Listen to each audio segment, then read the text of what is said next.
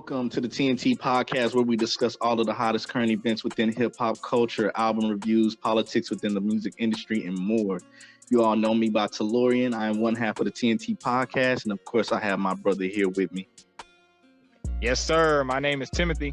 I'm the other half of the TNT podcast, and we're here with the shits. We are bringing unbiased, unfiltered, honest conversations about hip hop and the culture. So if you're sensitive about your favorite artist or public figure, go on ahead to the next podcast, but you can still follow us though. Just remember, these are our opinions, and we are only speaking on behalf of us. Thank you all for tuning in. All social media platforms will be in the description for each and every episode, so don't forget to like, follow, subscribe, and all that good stuff. Peace and love.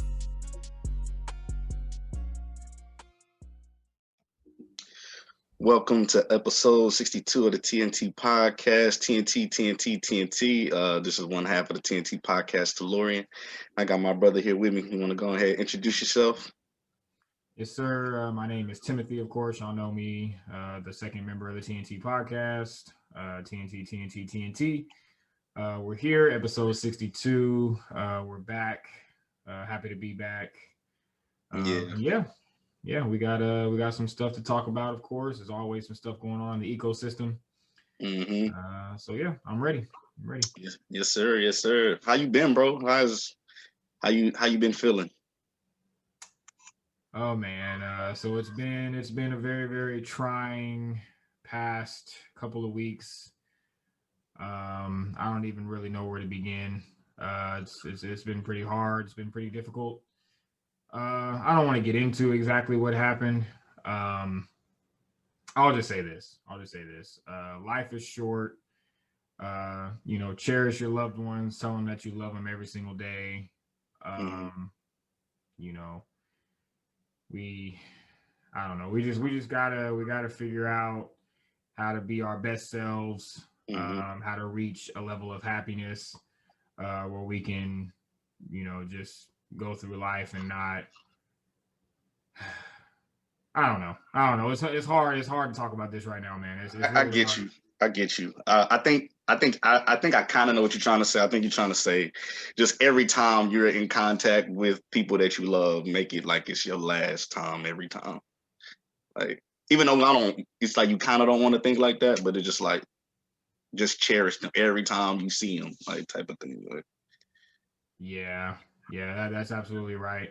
I know people have probably been wondering, like, where the hell have we been at? For the few of you that know, some personal stuff happened. Some things that, I never thought would have happened.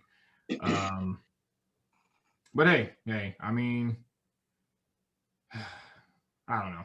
I don't know what else to say. I don't know how to say without saying. I don't know. I've just been taking it day by day, man. And I'm thankful that I'm still here, thankful that I'm still breathing, and thankful that I'm still able to, get up every day and talk to you and, call my mom, tell her I love her, and tell Raquel I love her. And yeah, you said it best, man. You said it best. Just treat every moment like it's your last. It's a sucky way to think, but I mean, it is what it is. You know what I mean? But yeah, I don't really want to get too deep into it. I've just been trying to take it day by day. It's some days it's difficult. Some days, I feel okay, and it's just up and down. It's up and down. And as you can probably tell right now, I'm still kind of just at a loss for words. Like, I still don't even know how to, like, it still feels unreal. You know what I'm saying? But I don't want to talk too much about this because I don't want to put all that out there. But what about you? How have you been? How have you been holding up? Besides the situation we was talking about, besides that, I've been all right. I've been good. Like I said, time is winding down. I'm about to move back to Dallas. So I've been just kind of, spend as much time with my friends that I consider family down here. So really, that's been all I've been doing, just hanging out with friends, going out to eat. What else? Just hanging out with people, just trying to knock out stuff that I want to do here. because it'll be what, end of September, early October. I'll be home, so yeah, time is flying. The year is pretty much almost over. We 8 months in, so yeah, bro. So it's just pretty much I'm just getting in the transition mode and took some TAPS classes.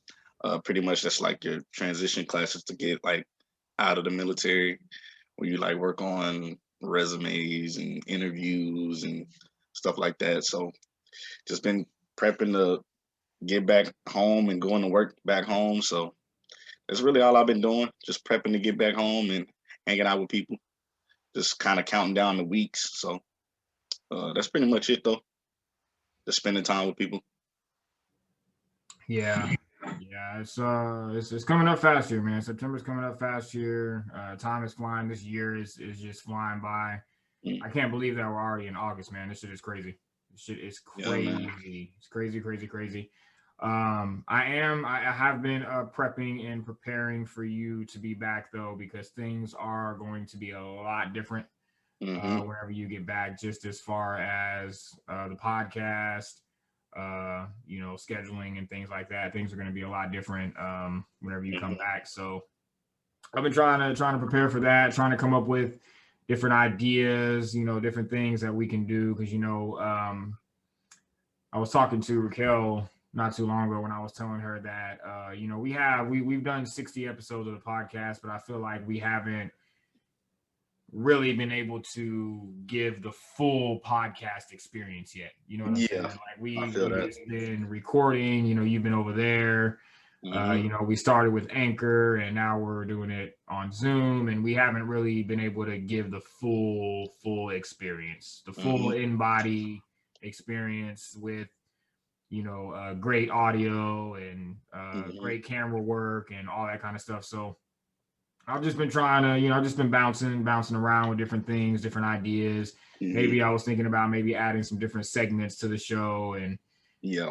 things like that. Just trying to think of ways to make it more interesting.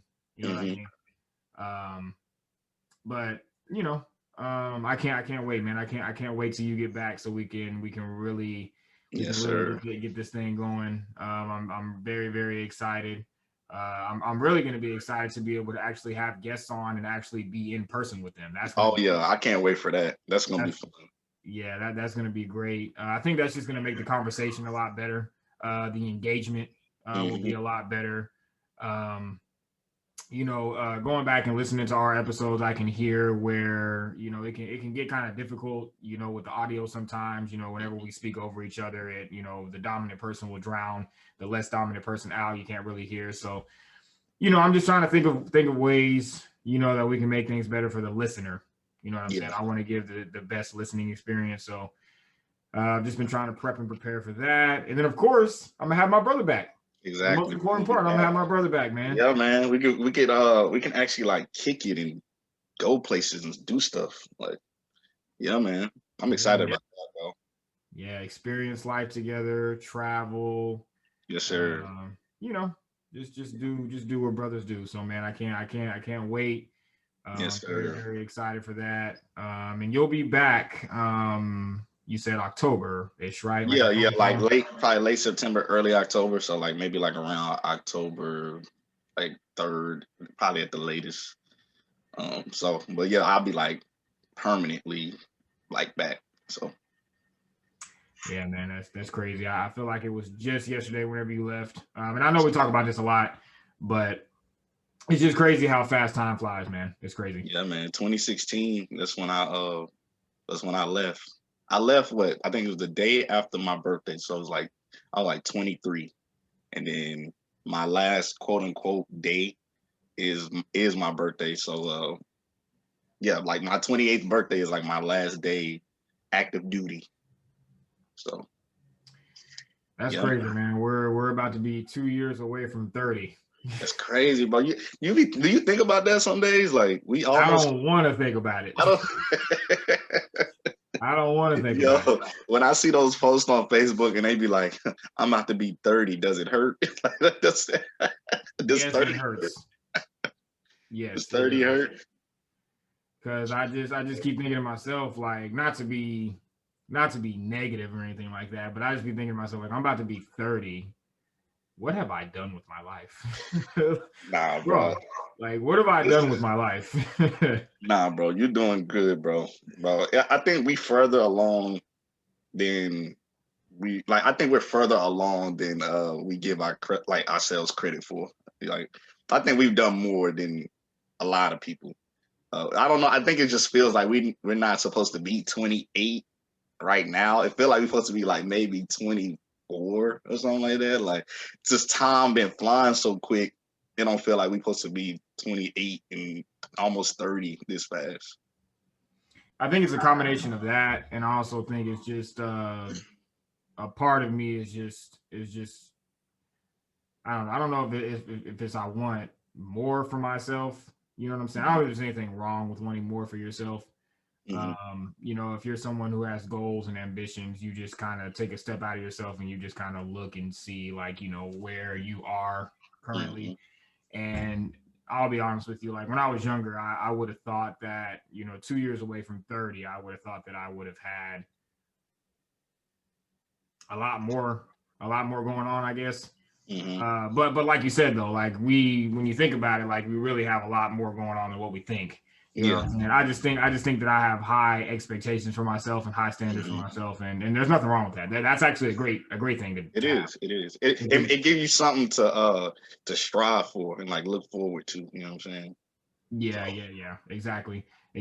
And you know, even with the podcast, now that we have become creators, like I'm always just trying to find, like I just said, like, you know, trying to prep and trying to find ways to just be the best me that I can be. And yeah, you know, man. now that I'm 2 years away from 30, it's just like I gotta get on the ball, man. I gotta get on the ball. Like, Yeah, I think it's and then I think it's like a good it's like a nervousness and then it's like a anxious. It's like, dang, I'm about to be 30. It's like, oh, I want to like make some stuff shake in my life. Like, I want to like get ready to buy a house or whatever. Like, I just want like, that next phase of life to kind of just be better. Because I think in your 20s you just go through like a bunch of stuff to get to a better place in your 30s. So I definitely get in, and just 30 just feels like a whole new grown up age. It just it's certain things you just like, I'm not doing that no more. Like, I'm 30 now. Like, it's but then at the same time, maturity comes with, experiences and stuff over age. But it's like, still, when you think about 30, you be like, no, I'm not on that same stuff like that I was on in my 20s. But yeah, the pressures of getting close to 30 is real. yeah, yep. And I think for me, it's one of those things where I'm just like, I get I get uncomfortable whenever I'm like not stuck, but I've been in the same position for a certain amount of time. So like what you said about, like, you know, whether it be going out and getting a house, or Hmm. even just moving, like, you know, just moving out of, you know, the space that I'm currently in and moving to a new Hmm. space and starting fresh and things like that. It's just, you know, it's time. I think it's time for some change. Yeah. Time for Basically. progress. Time for bigger and better stuff. I feel that. Yeah, I because it's feel just that. like when you think of 30, it's like you're entering a new era of your life. You know Hmm. what I'm saying? It's a new era of your life, and you know, as I get closer, you know, I'm just ready. I'm ready. Yeah. Because my mind thinks, man, it's like, I'm about to be 30. What am I gonna do in this like 10-year gap between 30 and 40? And bro, when we hit 40, bro, I'm gonna be like, bruh, like I just think about time like that. Like, life really is short. Like, when you think about it, life is short, even if you live long. Like, it flies, bro. Yeah, Life flies. Like, you don't, and I think you also think about, you're not gonna get too many 30 years in your life. You might get another one, or you might get two at max. Like, being 30 and then 60, then 90. And there's no guarantee we gonna be 90. I pray I get to 90, but it's like you don't got that many 30s left. It's like 30, and then 60, then 90. It's like you pray you got 2 more 30s left in you.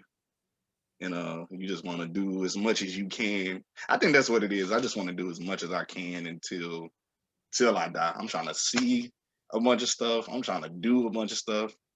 And it just be like, when you think about 30, like, dang, I got to get the ball rolling on my life. So I think it just make you want to just grow up and like try to progress harder and better. So like 30 is just like that new, I don't know. It's just, it just make you want to just elevate. But yeah, man, we almost there, bro. That gap between high school and 30 is crazy. Yeah, and I think from 30 to 40, that's your most crucial years too, as far as just thinking about, having like a career and, finding out where you want to land, and just like, what you want to do for the rest of your life. So that's why I kind of look at it and I'm just like, man, it's scary because sometimes I feel like I have, a good idea of what it is I want to do. And then sometimes I'm just like, what the fuck am I here for? Like, why am I here? Nah, bro, honestly, I feel that because when you be trying to find purpose, you be like, dang, I feel stuck trying to find what my purpose is.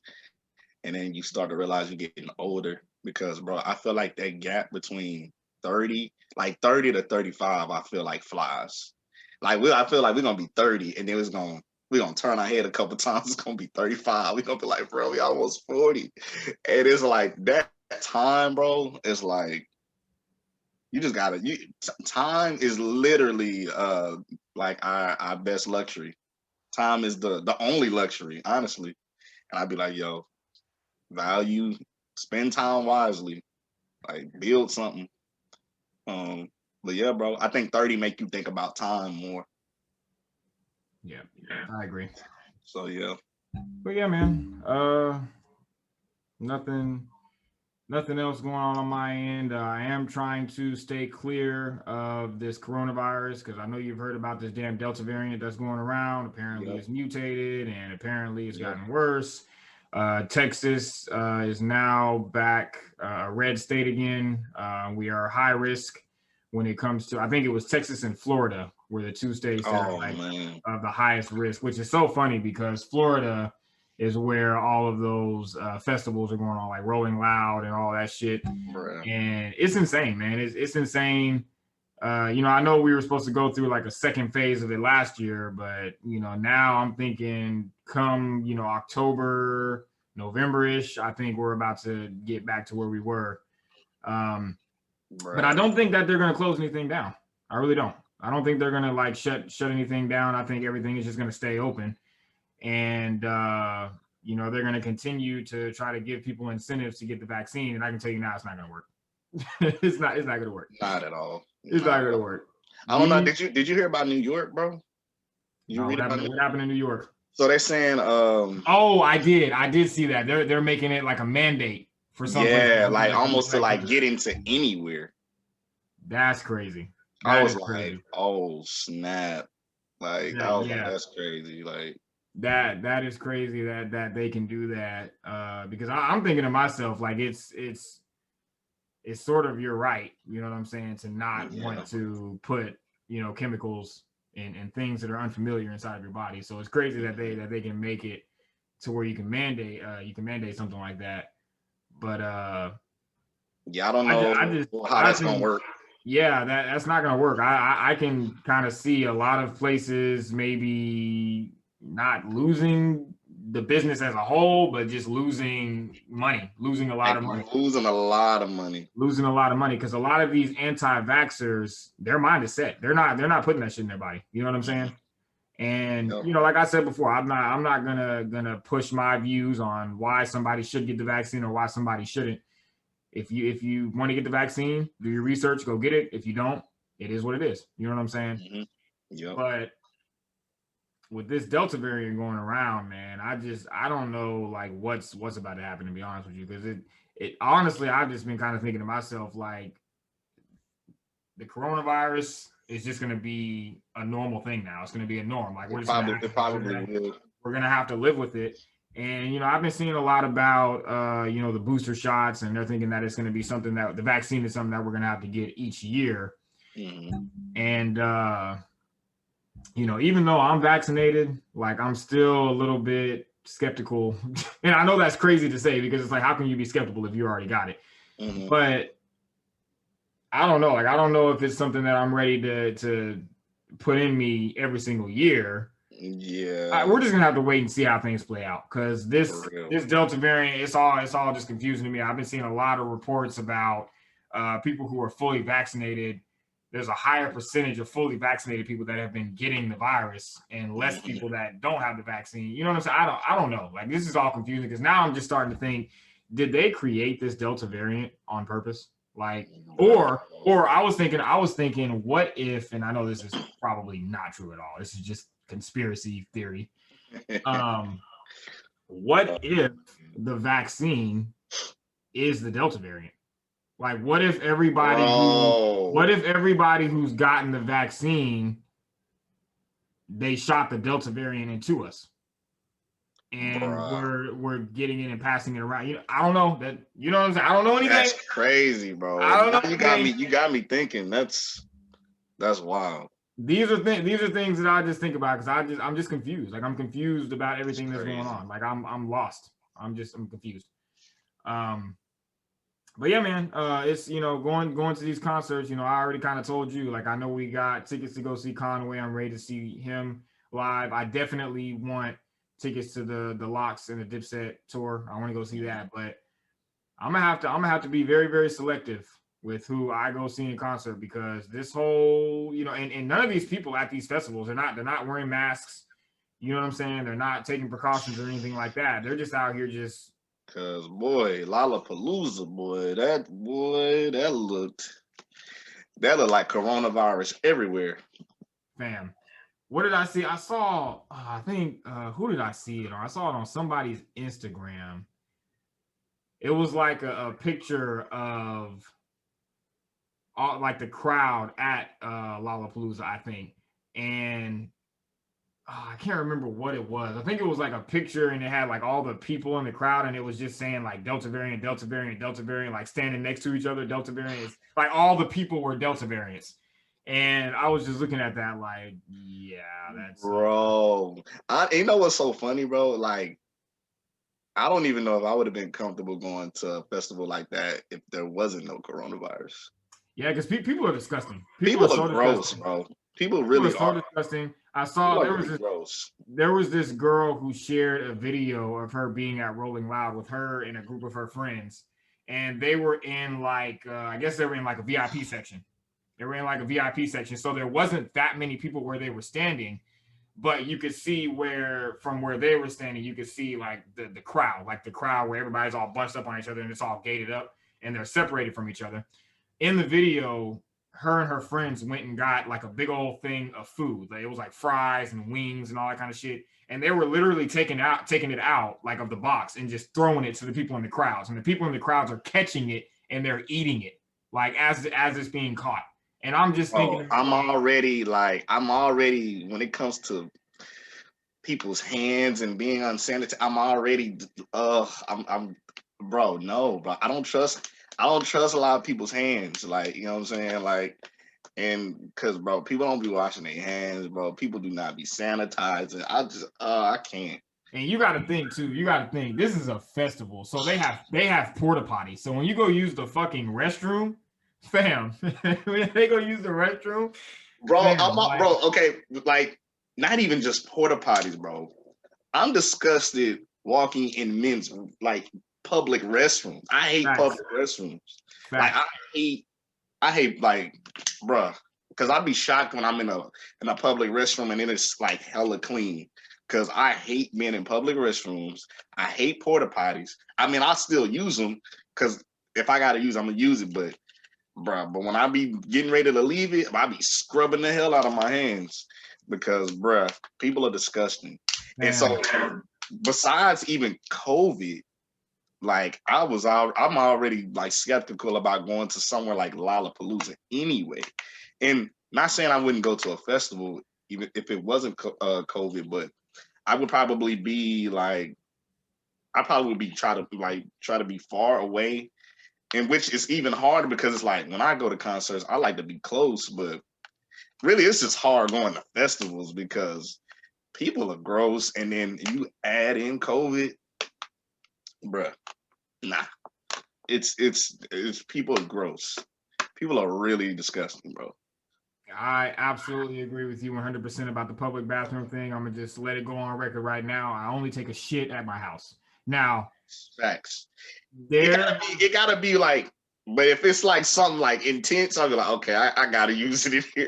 that's what I was about to say. I do everything I can to go at home because That is exactly what I was about to say. The only time that I've ever taken a shit like at work or something like that is if it's like it's it's like an emergency. I got the bubble guts or something like it's like.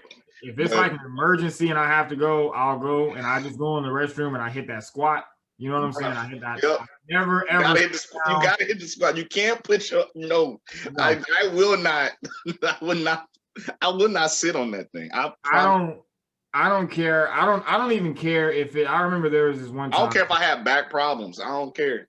If I get back problems from doing that, I don't care, bro. I am a germaphobe. I do not rock with like public men's restrooms.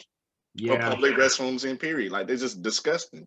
I trust my sanitation. I don't trust now, bro. I don't trust. And with these festivals and these porta pot, bro, people are disgusting, bro. Like, oh my God. Like when you just think about how filthy and disgusting people are, like, oh my God. It make you want to not go to a festival. Like, yeah, bro. I'm all about sanitation and being clean. Like, bro, I can't. I'm not dealing with it. I'm not doing it. Yeah, I'm right there with you. There was one time when I had started this new job a couple of years back, and they had built a new bathroom, a brand new bathroom, clean, nice, everything was cool, and I still did not sit on that toilet. I'm not doing it. Like it's not happening. Like the only toilet I'm sitting on is mine. That's it. Facts. I don't care. Facts. But yeah, man. I'll be careful out. Y'all be careful out in these streets though. Like people that's going to festivals, y'all be careful. Yeah, just be careful because yeah, man, I'm not doing it. I was like, I've been wanting to go to at least one festival or something, but now with COVID, I don't know. I don't know, man. And if I do go to a festival, I'll be very selective. It ain't gonna be no Lollapalooza or nothing, because boy, that looked like COVID everywhere. Everywhere. Lollapalooza, Rolling Loud, Jambalaya, all that shit. It's not happening. Crazy, bro. Yeah, bro. And that sounds like even before COVID, it was hard to go to a festival like that because people just nasty anyway. And then you add in COVID, bro. That's just oh my God. But yeah, y'all be careful in these streets going to these festivals and stuff. Y'all sanitation. Wash your hands a million times and cover your face. Do whatever you can, because it's out here. And I mean it, even though we said before they weren't wearing masks, I mean it would be very, very hard to wear a mask because I'm pretty sure can't breathe in that, all that body heat. Oh my God. That would probably be because I saw videos of a lot of people passing out and shit. So and that's another reason I don't think I want to do a festival. Because first of all, I don't like being sweated on. Like I don't want sweat on me. And then all this body heat, and then if I wear a mask, I probably just can't breathe. Like, so yeah, I probably just don't need to go to a festival unless I'm like further back in this space. Like, because man, bro. That's the only way. That's the only way that I would go to a festival. And like you said, this is pre-COVID. Any type of festival like Rolling Loud or anything like that, where it's tens of thousands of people, like I'm gonna be in the back. I'm gonna be in the back. I've already experienced going to a festival, and it wasn't anywhere near as big as Rolling Loud. It didn't have a lineup that big at all.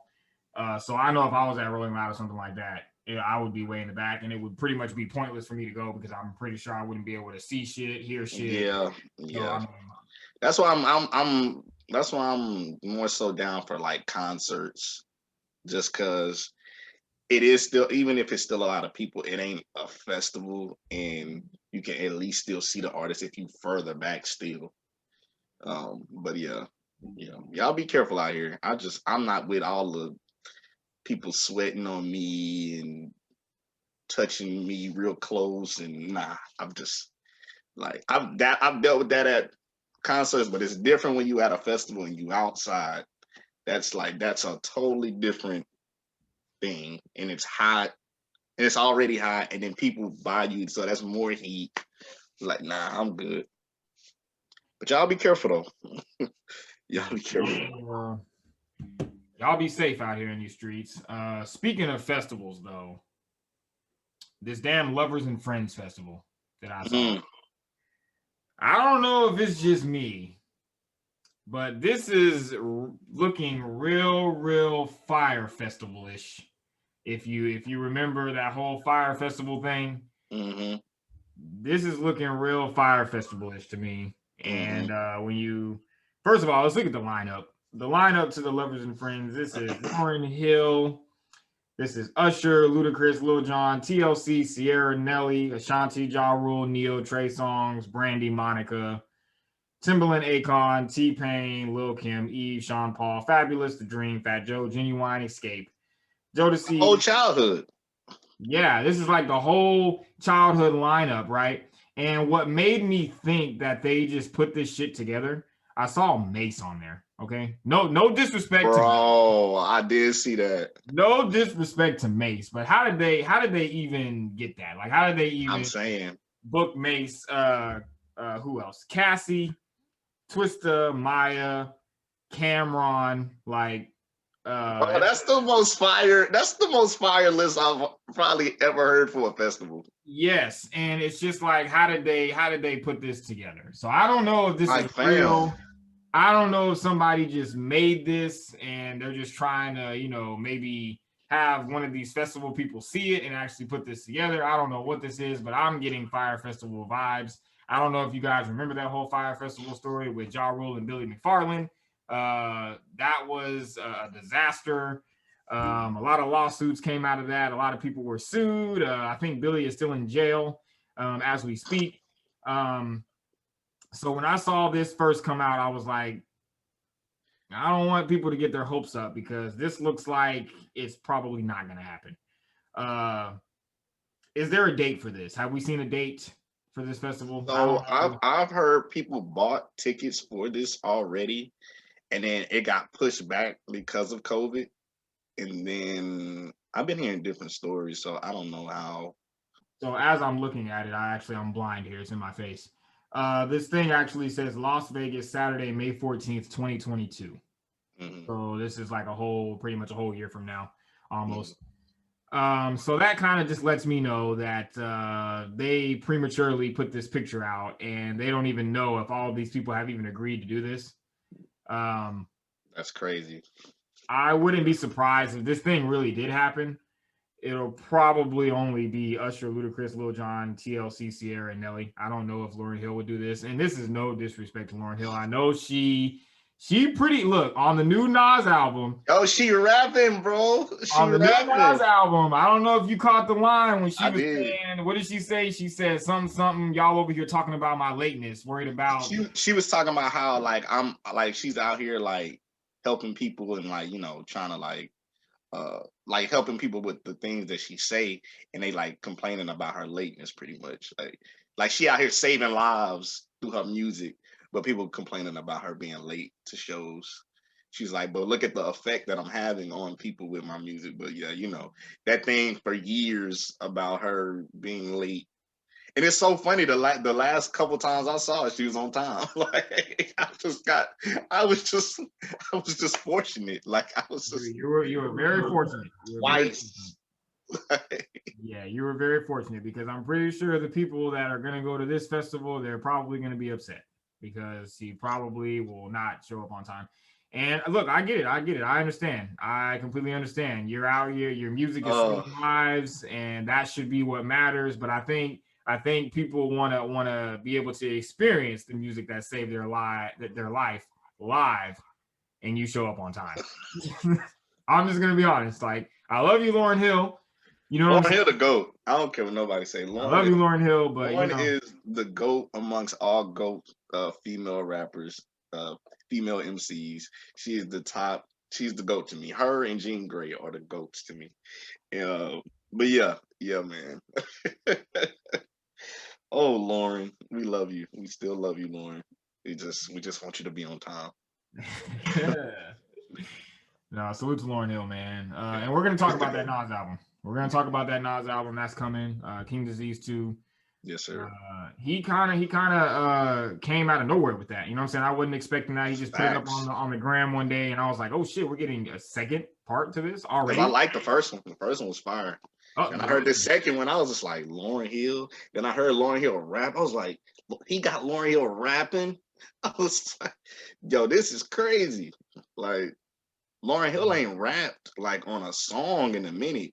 She's been on some features, but she's been like singing like the hook.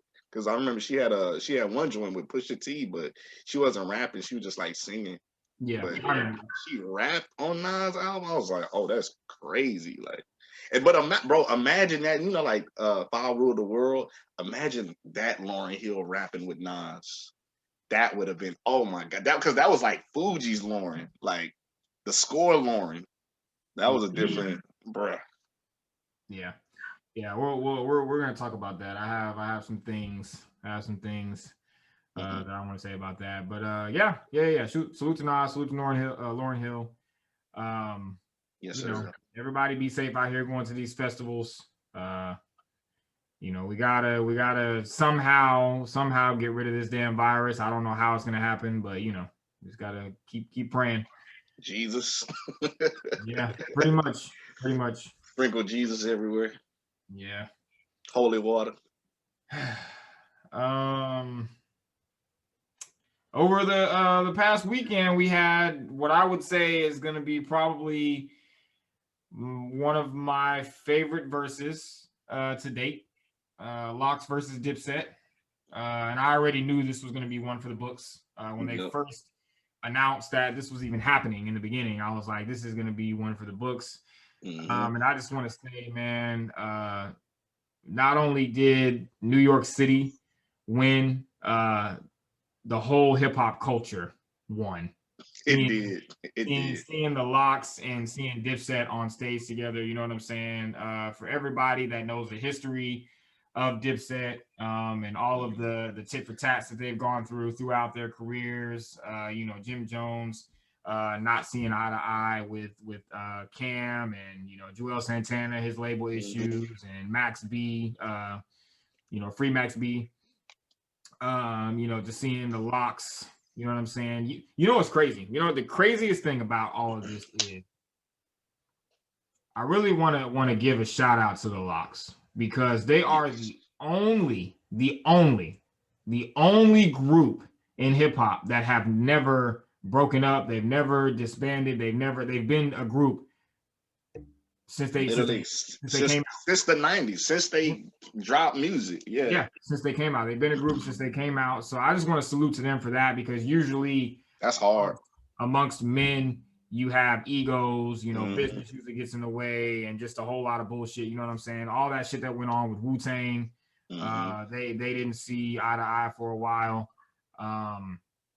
You know, like I said, Dipset, and you know, you know, salute to the Lox, man. Salute to the Lox. That was really great to see.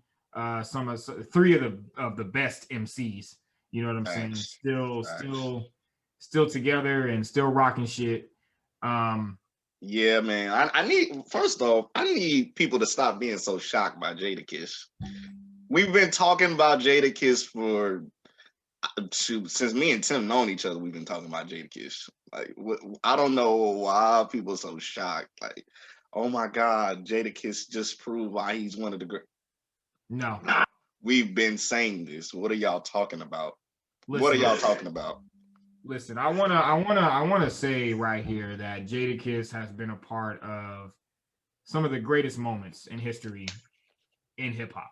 Some of the greatest moments. We're talking the Rockefeller beef. We're talking, you know, him being, when you really think about it, when you really put things into perspective, let's look back at the Bad Boy roster, right? Exactly, Let's look back at the Bad Boy roster. You had Biggie, you had the Lox, you had Mace, you had Black Rob. Come You know on, what I'm man. saying? Like, and that, you know, they were a part of a part of a dream team. You know what I'm saying? They were a part of a dream team. Facts. And then after that Rough situation, Riders era. yeah, that's what I was about to go to next. They were part of Rough Riders. You know what I'm saying? Because you have the Bad Boy Lox era and you have the Rough Riders Lox era. Damn, You know what I'm that's saying? legendary, bro. Yeah. So you have that. You have, I remember when Jadakiss linked up with Eminem on Welcome to D Block. You had Jadakiss has been everywhere. You know what I'm saying? He's been everywhere, and he's been you know what, one of the most underrated albums is that nobody fucking talks about is that Woo Block album. The collab album between Ghostface and Sheek Louch. Bro, a lot of people don't talk about that. That's crazy. That is a very, very, very, very underrated project. And I think that, you know, like, it goes to what you say, like, we've been giving Jadakiss his props. Like, what are y'all talking about? And like, amongst his peers, y'all know what it is. We know what it is with Jadakiss. You know what I'm saying? Man. We've been aware of Jadakiss, and listen, a lot of people, I've seen a lot of people that are more so, and I'll never understand this. They'll get online and they'll be like, you know, y'all are lame for just now realizing that Jadakiss is one of the GOATs and blah blah blah. But to me, I'm the opposite, man. I'm the opposite. Like, I want the younger generation to know Jadakiss and the Lox. I want the younger generation, and it's, you know, salute to Jadakiss. His streams and everything have gone up. That's great. But Styles P has a lot of dope projects too. Yes. Sheek Louch has a lot of dope projects too. Like, and you know, there's a lot of back and forth between who is really the best member of the Lox. I mean, of course, I'm a Jadakiss guy all day. It's Jadakiss for me, of course. But Styles P. Styles P is a GOAT too, though. Styles P is right there. He's right there. Facts. He's right there. You know, and then, you know, I'm not gonna question, you know, Sheek Louch has been, you know what I'm saying? He's that guy that's gonna come through and he's gonna give you the underrated shit. Like, there are a lot of verses on that We Are the Streets album where Sheek raps, and I'm like, yo, Sheek just bodied Jadakiss and Styles P on this record. Yeah, man. That definitely has happened. Yeah. So I just want to salute to the Lox, because they deserve all of the love and all the appreciation that they've been getting for the past week or so. They deserve it. But this battle, man, look, let me tell you. So I went into this battle because I'm a Dipset. Regardless of, you know, all the love that I'm giving to the Lox, I'm a Dipset dude. You know what I'm saying? Same. I grew up to Dipset. Dipset has been very, very influential to me. And, you know, like I said, like I've always grown up listening to Cam and Jim Jones and Joel Santana.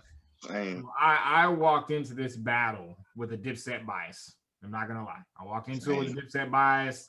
I thought Dipset, they were gonna come through and they were gonna show the world why they are Dipset, the diplomats.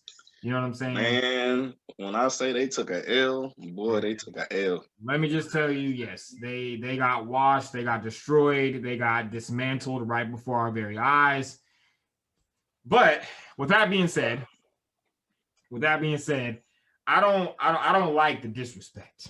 I don't like the disrespect that I've been seeing Dipset get these past couple of days, because Dipset is still Dipset, nigga. Like, they still have a lot of shit that they've given us. You know what I'm saying? They've given us classics. They have a lot of hit records. You know what I'm saying? They've contributed a lot to hip hop. You know what I'm saying? Facts. And they've, you know, usually we're from the South. You know what I'm saying? We're from the South. New York and East Coast artists didn't really have, like, you know, an impact on us. You know what I'm saying? As much as like other places like Philly and stuff like that. Because they're right next door. But for Dipset to be able to reach us and motherfuckers in the South were trying to talk like Cameron, trying to dress Yeah, like Cameron, trying they to wear they pink. legit became global. Like Yes. global. Like So what we're not gonna do is we're not gonna disrespect Dipset. yeah, Yes, they did fall short. You know, it was bad. It was a slaughter. But we're not gonna discredit Dipset. We're not gonna talk shit about Dipset because they are still Dipset. You know what I'm saying? At the exactly, end of the day. exactly. Um, but no, regardless, and I said this before, regardless of the outcome, this was a win for the culture. This was a win for hip hop. This was a win for New York City, and it's great to see that all of this was very very calculated. It was very very calculated.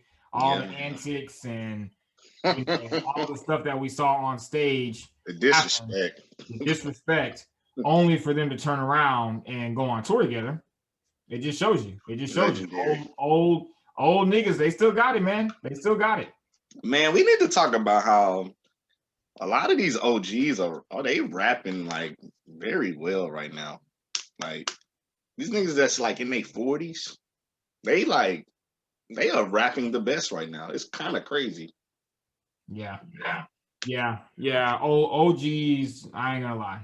They're doing the best rapping, they're putting out the best work. Jim Jones, well, we talked about Jim Jones on this podcast several times. Mm-hmm. He actually has one of my favorite projects that came out this year. Even Cam is rapping well. I've been really bumping that Lox DMX record, the opening record on the DMX album. Oh yeah. I've been running that shit back a lot. You know what I'm saying? I've been running that shit back a lot. But yeah, man, yeah, this was one for the culture. The Lox, they came through. They came through, man. They came through. Not only did it did okay. So here's one thing that I will say. One thing that I did notice with this versus battle. I noticed that with this one, it was a little bit different. People were more so talking about them as lyricists. Versus, most of the versus battles are who had the more hits. Who had more hits, who resonated, whose hits resonated more with the people. Mm-hmm. And I don't know if it was because with this battle, this was more so. This was one of the only battles where I felt like it was hits and B-sides. And I don't know if it was because they were doing it in New York. So that might have been why. Yeah, it was way more impactful to play like mixtape stuff. Because a lot they did a couple of the mixtape joints, they did a couple of the freestyles and stuff like that, which I thought is great. Because if you go back to the mixtape era, Jadakiss and the Lox probably are up there in regards of what artists put out like the best mixtapes, like who had the best mixtape runs. Oh, I just thought about something Jadakiss said. He was like, our mixtapes did better than their albums. I was like, oh, why are they? I was like, oh, he woke up and chose violence today. I see. He want all the smoke. Look, it was going back and forth, man. It was going back and forth. That Jim Jones, he said, what did he say? He was like, y'all should have brought Diddy. And Jadakiss was like, but I wrote it though. I wrote it. Exactly. People don't get that. That's going right over people's heads. Right over people's heads. That's going right over people's heads. Y'all ain't even understanding what that is. Or when Styles P was getting ready to perform Locked Up, and he was like, the person that I was with, 3 weeks before I recorded this verse, and everybody was like, where is he going with this? What's happening right now? And then he was like, it was Max B. And the crowd was like, "Oh shit! Like this nigga just said Max B. Like, like this nigga just said Max B. Y'all don't know what that means. You know what I'm saying? Like y'all don't know what that means. Yeah. The disrespect was everywhere. Even the part where Jadakiss took off Joel Santana's bandana and threw it on the ground, I was like, "Oh shit, it's done." Like this nigga's about to throw hands. Yo, it's about to get it popping right here. It was so many times I thought it was gonna be a fight on that stage. I was like, man, this is crazy. Yeah, New York niggas are different. Bro, that's when I knew. Like I knew New York niggas was different, but to see them in New York on the stage, I was like, yeah, these niggas from New York are really different. For real, for real. Like they are these niggas is crazy, bro. Yeah. I mean, anytime you have the Lox, that's what it is. Because I told you, and I told you this while we were watching it. I was like, when it comes to hardcore hip hop, you don't get no harder than the Lox. You don't get no Oh, harder than the facts. Lox. Facts. What's that line that 50 Cent said on Get Rich or Die Trying? He said, I'm the hardest, I'm the hardest shit popping. All the other niggas that's hard is from Yonkers. Who's from Yonkers? DMX, Jadakiss, Sheik Luke, Niggas from Yonkers are different. Styles P. And even that line that Pusha T said on the games we play. What did he say? He said, Who grew up on something from out of Yonkers. Yeah, grew up on legends from out of the mud or something like that. Out of he's like, Yonkers, something these like are that. these are for the mud Oh made yeah, monsters. Yeah, that's something he said. I was like, yeah. I was like, who grew up on legends from out of Yonkers? I think that's what he said. yeah, that's Yeah. what he said. This is for the Yo, mud made monsters who grew up on legends from out of Yonkers. Yeah, yo, like that's niggas know what it is, man. for real, bro. Niggas know what it is. These are things that people don't be. You know what I'm saying? Like Jadakiss and the Lox. They're very very respected. Very respected. Yeah, man. But yeah, the whole time I thought something was gonna happen, but it didn't. I was very entertained by this. I don't care what the outcome was. I don't give a damn if Dipset got embarrassed. The most embarrassing part was at the end when they booed Cameron. That hurt me a little bit. Yep, same. I was like, damn, he in New York and they booing him. Yeah, that hurt me a little bit because, I mean, at the end of the day, you know, Dipset went very far with their influence, but that's still New York, man. Like that's still New York. To boo Cameron is like, man. Yeah, I feel like Dipset is like the heart of New York, man. Like, yeah, man. But do we want to break down some of these rounds? Actually, yeah, let's go ahead and do it. Let's break down some of these. For sure. Because I think that some of the records that Dipset played, I think so. This is what I think happened. I think the slaughter was just so bad that at the end of the day, people were just like, we're not trying to hear nothing else that Dipset has to say. Like, y'all done got slaughtered. It's done. It's over with. But we're not gonna gloss over some of the classic, timeless records that Dipset has within their arsenal. You know what I'm saying? Yes. A lot of the records that I wanted to hear, they didn't play. I was very. That was my whole thing. They played records that they didn't play records that I wanted to hear. Like, like it was like, why didn't you play this? And it was just like the Lox was just they were prepared, and they had a better stage presence, and you could just tell they was together as a unit. And then Jadakiss just going off, and then by the end they had washed them so hard that they just start playing 3 or 4 songs straight from the Lox. I'm like, it's over, bro. It's over. Washed. It's great. Yeah. I love that you said that because I think Dipset walked into this thinking that they were just going to be able to do this based off of how influential they are. Exactly. And you can't go into verses with that type of mindset. No. Not as a group. Not as a group. Especially whenever you're in New York. Especially whenever you're in New Come York. on now. You better be on your A game in New York. What are you doing? Yeah, and I think what it was they were probably thinking, well, we have more reach. We have more reach, so this is going to be, you know, everybody in the world is going to be looking at this. That don't mean nothing. And, you know, we're just going to come through and we're going to clean up. Like they weren't prepared at all. And I think the Lox being as prepared as they were looking at it like, we're about to go out here and we're about to put on a performance. Like we're about to, you know what I'm saying? We're going to make it. Like, I think everybody giving them their props now, that's what they wanted. They wanted that. They wanted to come out and they wanted to show everybody, you know, we are the Lox. We are the Lox. We're about to show y'all where we come from, what era we come from, the niggas that we have songs with. We have records with Biggie. We're on Biggie's last album. Biggie, bro. You know what I'm saying? I think that's the mindset that they had, and ultimately that's what, you know, that was the outcome that we saw. And, you know, Dipset, they were just not prepared. They came into the battle thinking lazy. Yeah. And then another thing too, I'm not trying to be funny, but Joel Santana missing his top teeth, that's a problem. That's a problem because a lot of Oh my God. a lot of the Dipset's most impactful records had Joel Santana verses on it. If he can't rap his verse, you know what I'm saying? Like Dipset Anthem, like that's all Joel Santana, or for the most part, it's Joel Santana. And he can't even rap his verses. That was one of the Dipset Anthem is one of their heavy hitters.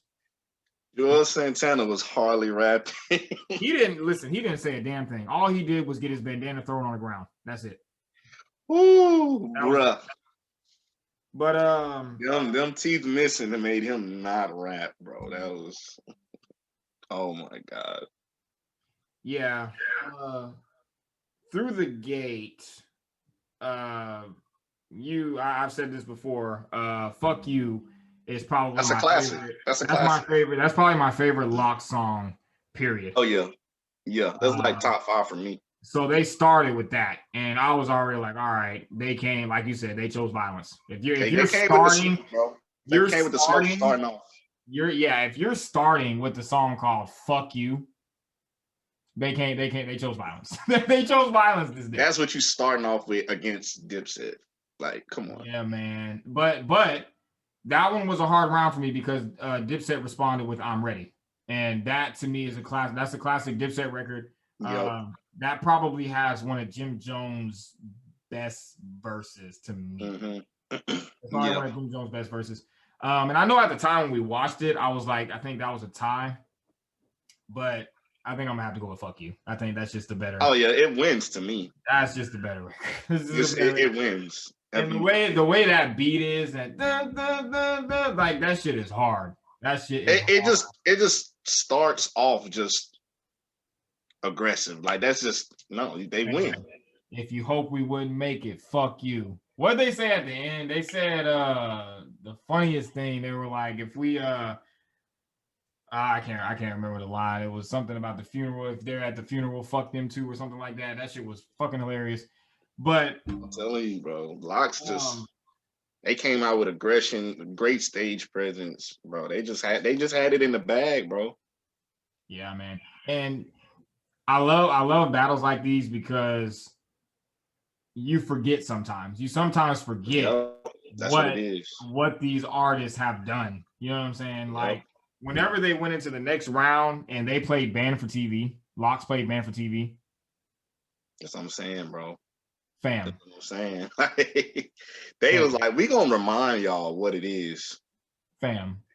Band for TV is like, that's one of those posse cut records where I'm just like, because you have to realize Band from TV is what? That's Nori, that's Big Pun, that's Big Pun. Bro, Big Pun, bro. That's fam. Like, what are we talking about? Think about the people they have legit Biggie, Big Pun, bro.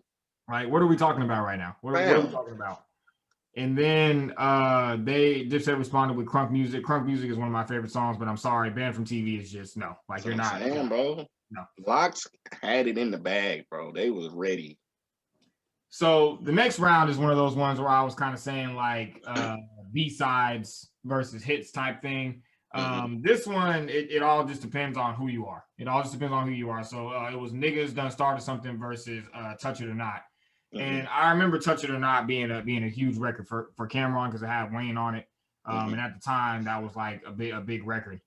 But Niggas Done Started Something is different. It is. That's different. Like, it is. The way DMX was rapping on that, like, DMX left Earth. Everybody left Earth. But Mace specifically. Mace on that record was ridiculous. That verse was ridiculous. I love Mace. That verse was fucking ridiculous. So if we're talking about, just I'm gonna go with Niggas Done Started Something, but Touch It or Not obviously was the bigger song. So if we're going based off of hits, Touch It or Not would have took that one. Yeah. But Niggas Done Started Something is different. I probably chose Niggas Done Started Something. That's different. That's different. That's just different. That's a different record right there. Yeah. The next one was Mighty D Block Oh man. versus Santana's Town. Mm. Man, like I just don't like they're choosing the wrong songs. Like that's Bro, the that's thing. what I said the whole battle when we was watching this, bro. I was like, how are y'all continuously choosing wrong songs? Like I don't to go understand. up against the Lox, bro. Like they I not playing this out well. That's like I said, they was unorganized. They just some of them look like they didn't even really want to be there, or like they did, but they didn't. But like I'm like, bro, this is y'all are just taking L's every way. Like it's just I do I do agree with you whenever you say that they look like they didn't want to be there because as we talked about already, they're better now, but it's something about when you have a falling out with your guys, yo. it's just not the same. You know what I'm saying? It's not, bro. It's not even the same on stage. Yeah, it's Even not with the the same. even with the perfect example. Even with the whole um the Millennium Tour, how it was B2K, like because you know they broke up, but then they did the Millennium Tour. Now they're doing a second round of the Millennium Tour. I did see No B2K. Like it's like come on, it's like stuff still don't ever be the same, even when they come back together. It's just like something would be off. But when you like the Lox, hence the word locks, yo, that's crazy. Yeah, like hence the word locks. These niggas really been locked in with each other for real, like on some friendship type stuff. So yeah, you can tell like they just closely, like more closely knitted because Dipset looked like niggas that was trying to be individual rappers on the stage as a group. I'm like, nigga, Cameron walking off, Joel Santana, like niggas just look like they want to do their own. I'm like, y'all know this ain't no solo joint, right? Yeah. Just look crazy, bro. Look Yeah, crazy. and I think that that's an important part of it because the energy that the Locks had, they were just Yeah, bro.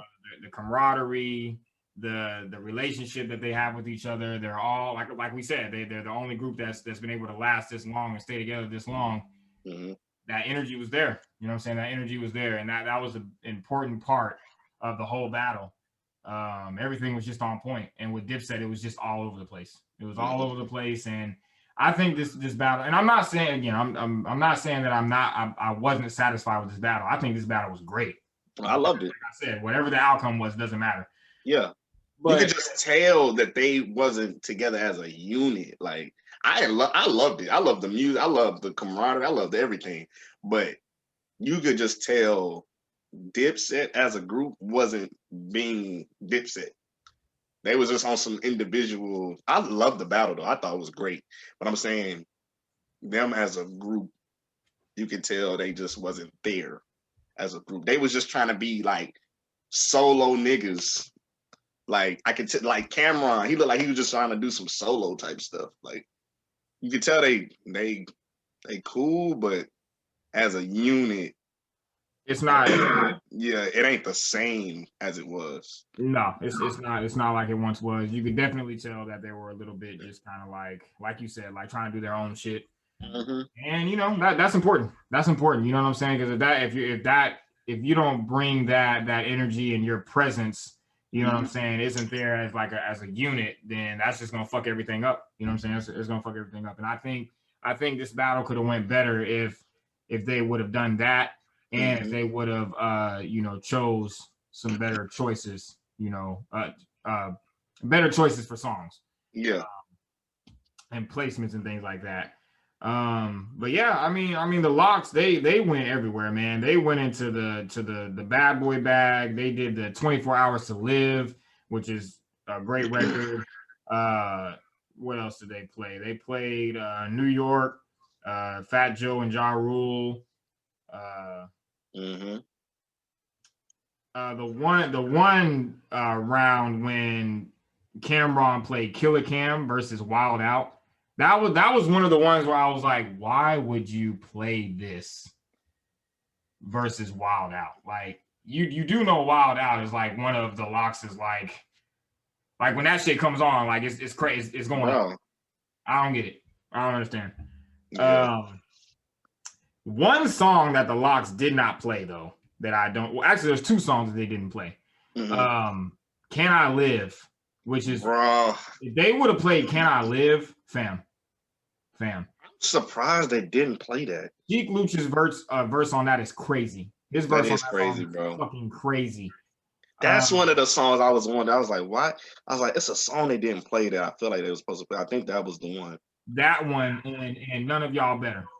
None of y'all better. If they would have played that shit, fam.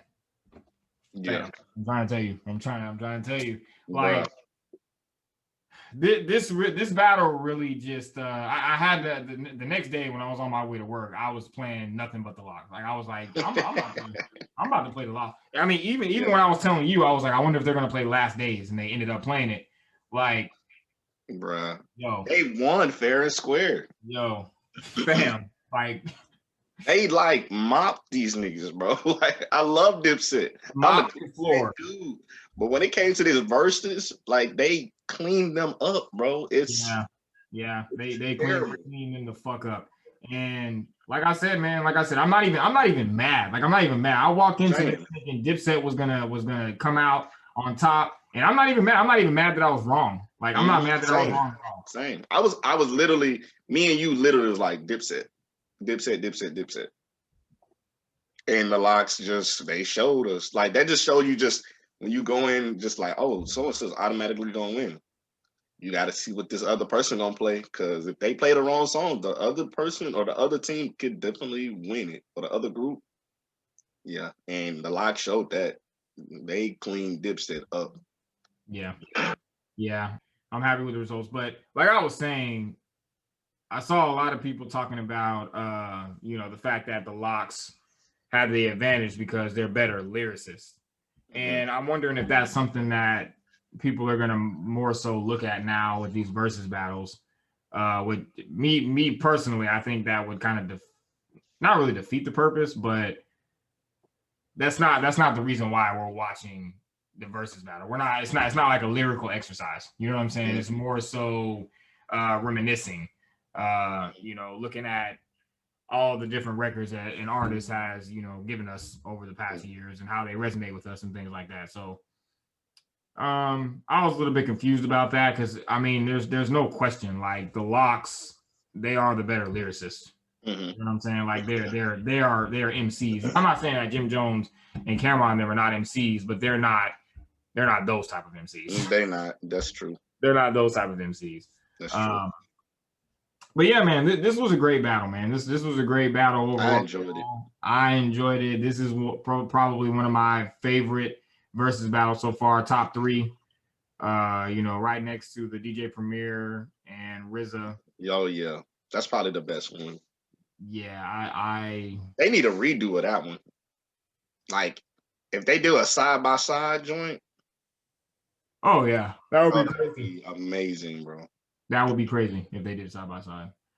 But yeah, man. Yeah, salute to the Lox, man. Salute to the Lox and Dipset. This was a fantastic battle.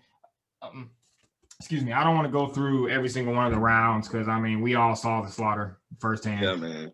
I don't really need. I haven't seen it. It's on YouTube. Go back and watch it. They be putting these versus battles on YouTube and stuff. So, I want to see it for yourself. Definitely go check it out on YouTube.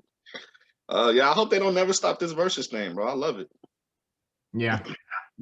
I don't think it's gonna stop anytime soon. Now that they partnered up with Triller. Now that there's a big bag involved, I'm pretty sure they're gonna keep this going. And they've kind of already showed that they can do rematches because I mean Timbaland and Swiss Beats redid theirs. So, if you want to come back for a rematch and maybe like if Dipset and the Lox came back and did it again, I don't think you can come back. I just need if they ever did it, I need Dipset to be prepared. But I don't think it's gonna happen. No, it's not gonna happen. It's not gonna happen. But yeah, I'll definitely be seeing them on tour. I'm looking forward to that. That's gonna be a dope tour. Same. them together is gonna be even more. And then when you realize at the end that they actually love each other, but they still be talking mess or whatever. But to see them together live, that's gonna be pretty lit.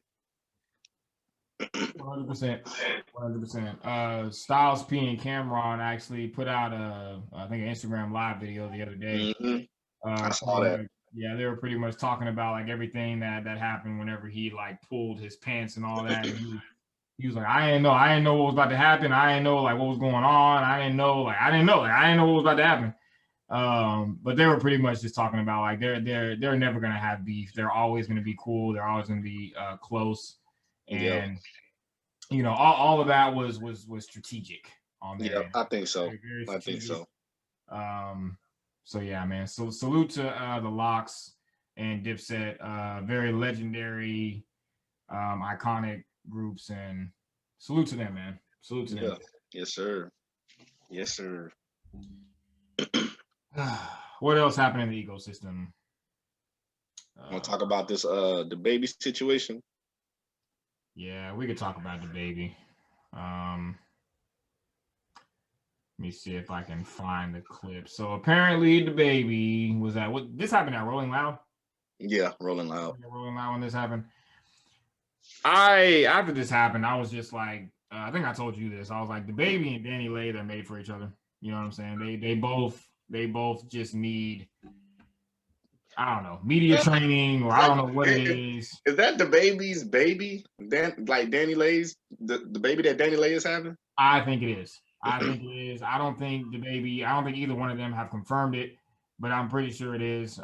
This all would have came from that little small period of time whenever they were together.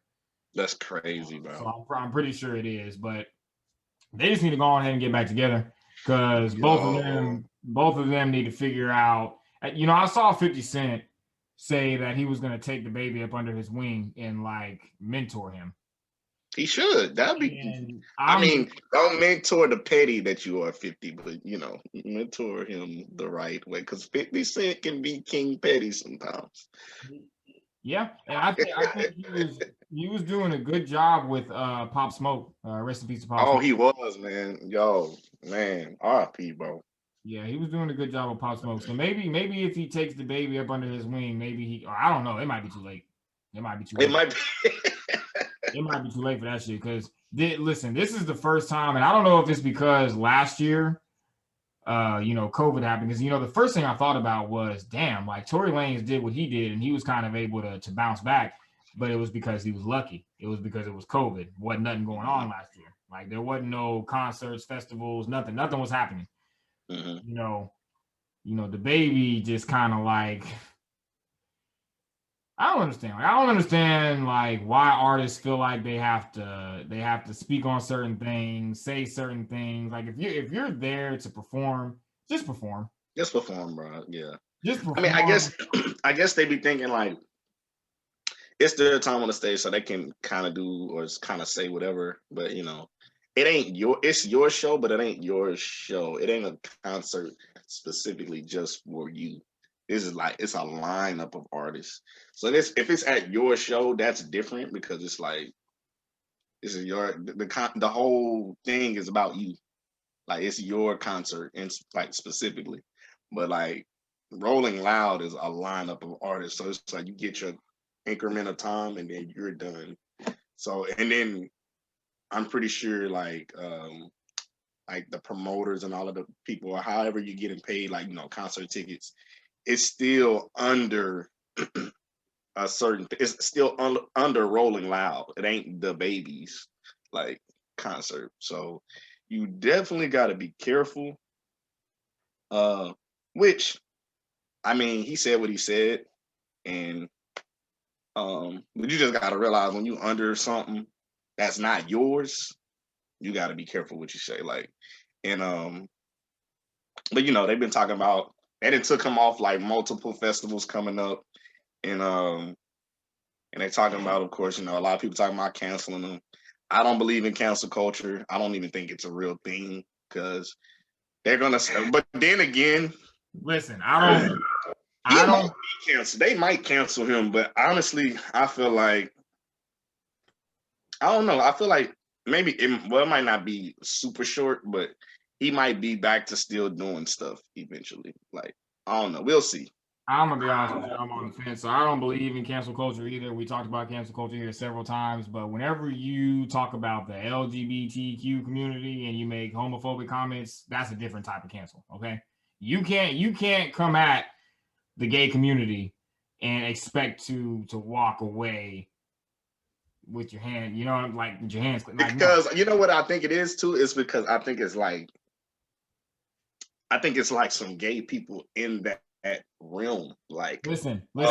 Like over that over like certain festivals. Like it's probably gay people on the board of those festivals. That's what I was about to say. Listen, I don't know who the hell I was listening to. It may have been Charlamagne, it may have been Joe Budden, but one of them said that gays run the world.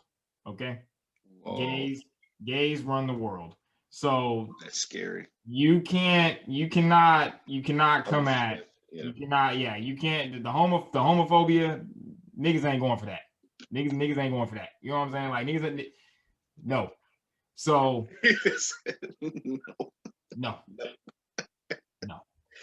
Oh, So it's one of those things where it's like, fam, like I don't know, you may have fucked this one up. You may have fucked this one up. I do have I have the clip. I want to play the clip of the comments that he made. You didn't show up today with HIV, AIDS, any of them deadly sexually transmitted diseases that'll make you die 2-3 weeks. Put a cell phone light in the air. whoa. Smell like water. Put a cell phone light in the air. Fellas, lights up. Fellas, if you ain't sucking dick in the parking lot, put your cell phone lights in the air. Oh my God. And sometimes I think as an artist, you're on stage, there's thousands of people in the crowd, you're feeling yourself, you got all your dudes, your entourage is up on the stage, you got platinum records, you got hit records, you're feeling yourself a little bit, you just start talking and you just start saying shit. Bro. Okay. You know what? I realize what my problem is with certain artists. Like I like Dababy music, but I think what my thing is with certain artists when they're on stage. Okay, I get we're here to see you perform and do music and all of this, and like do your music. But when artists be getting too deep into like the control realm of like raising your hands up, that kind of irks me. Like we've been to certain shows and they be like, hands up. I need to see everybody's hands. I'd be like, bro, relax, bro. Like, relax, bro. And it'd be like, if you don't do this, hands up if you ain't doing this, or if you do this. I'm like, nigga, like, what is wrong with you niggas?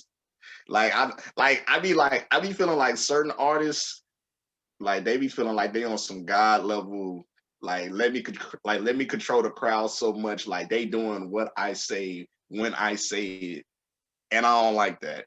I need artists to chill when it comes to that, and I think that's kind of some of the stuff that he was displaying. Because I'm a Dababy fan, but like when you say stuff like that, bro, like like what, bro?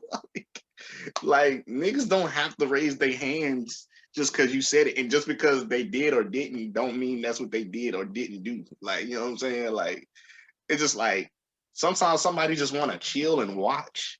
They don't want to put their hands up, like, you know what I'm saying? Like, or they don't want to put a lighter up, or they don't want to like light their cell phone up. Sometimes they just want to just enjoy it and be in the moment type of thing. But yeah, artists get on my nerves when they do that. That is one thing that irks me about when we are at shows, me and you, at like certain shows. Like some like artists are too like almost controlling. Like I'm like, how you controlling as an artist? Like everybody need to have their hands up. If I don't see hands up, like what are you talking about, bro? Like what is wrong with you? Yeah, that's crazy. That's crazy because like if you have to attack a whole community of people just to get people to raise their hands, like man, that's pretty bad. That's pretty bad. Relax. There are there are only a few artists, because I think that being able to control the crowd is an aspect of performance. Like that's an aspect of performance. But Mhm. videos of like J. Cole rapping, he'll rap a song and he'll cut the beat, and then But it's the way you do it. You know what I'm saying? crowd will just finish the song for him. Like he doesn't have to do, like they just do it. You know what I'm saying? They Yeah. just Or I think it's I think because it's like a calm way that J. Cole goes about it. He's like, he'll in a way he'll ask. He won't tell them. He'll ask. He's like, can I get everybody to just like put they like light their cell phones up? Like it's like if you say it a certain way, like people be like, oh yeah, like he's saying it so peacefully. It's like, oh yeah, like. So, question. With the comments that he made, do you feel like he meant to say that, or do you think he was just in, like I said, like he was in the height of the moment? You know what I'm saying? He was probably feeling like a boss. You know what I'm saying? So he just said some shit, and then it just all backfired. Or do you think he was cognizant of what he was saying? Because you listen, at the end of the day, He might have been cognizant of what he was saying. that is so fucking stupid, because that's crazy. The one community that you cannot come at is the gay community. I'm going to tell you that right now. You can't. Like you just can't. But I just know one thing. It's not going to stop. No, it's not. It's not going to stop. It's not going to stop. And that's important that you said that, because, and I want to have this conversation. Not saying people should get over it, but you should kind of get over it. like it's like not saying they should get over it, but I'm just saying like people are going to say it. It's not going to stop with Dababy. It's going to be an artist 10 years from now that's going to probably make a statement like that. 5 years from now. It's interesting that you're saying that, because we're still in a time where homosexuality is not really widely accepted within the hip hop community. You know what I'm saying? It's just not. You know what I'm saying? Because the whole thing of hip hop isn't a thing. Like, well, not I can't say that isn't a thing, but it's more of like hip hop like prides itself on being like, well, certain parts of hip hop like prides itself on being like gangsters, being like this like super masculine dude. And so somebody coming in, if like they a gay rapper, that kind of like makes certain people like, I don't know, it makes people uncomfortable. It turns them off. Yeah, it just be like, oh, like no disrespect to Lil Nas X, but that's why, I mean, because like I don't watch his videos or I don't even listen to his music, but like people like him, like it makes people uncomfortable in hip hop, like because it's just like they don't know what to do with this type of artist, like, you know what I'm saying? Yeah, I completely understand what you're saying, and that's why I had brought up to you the other day Tyler the Creator. And whenever we talk about Tyler the Creator's album, I want to kind of tie this in. But Tyler the Creator, over the past few years, he's kind of been openly, you know, like he's openly said, you know, like I like men. You know what I'm saying? And I thoroughly enjoy Tyler the Creator's new album. I love it. I think it's great. Do you think he does, or do you think he's trolling? You know, I thought about that. Because I feel like, I mean, he could be telling the truth, but he, like, I don't know. Sometimes I feel like Tyler the Creator be trolling just to kind of keep his audience just like. So here's what I'm gonna say, and I want to say I'm gonna just briefly touch on this because I want to save this for when we talk about Tyler the Creator's album. I thought about that. I thought, you know, maybe he's just trolling. Maybe this is just something to, you know, to talk about or whatever.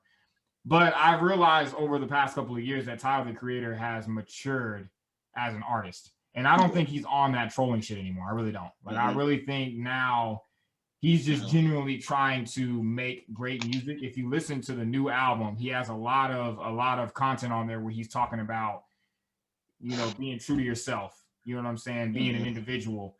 You know, kind of just being you. You know what I'm saying? That's what the I don't want to say it's the theme of the new album, but there's a lot of that on the album. And at first I was like, maybe this is just a troll, but I really don't feel like it's a troll anymore. I think Tyler the Creator is finally getting to a place where he's comfortable with who he is as a person and as an artist. So again, I want to kind of table that for now because we're going to talk about the Tyler the Creator album. But I just wanted to ask in general, do you think we're ever going to get to a place where hip hop is going to accept homosexuality?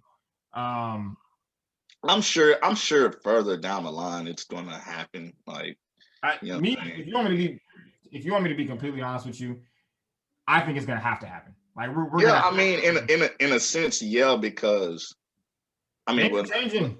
Things are changing, man.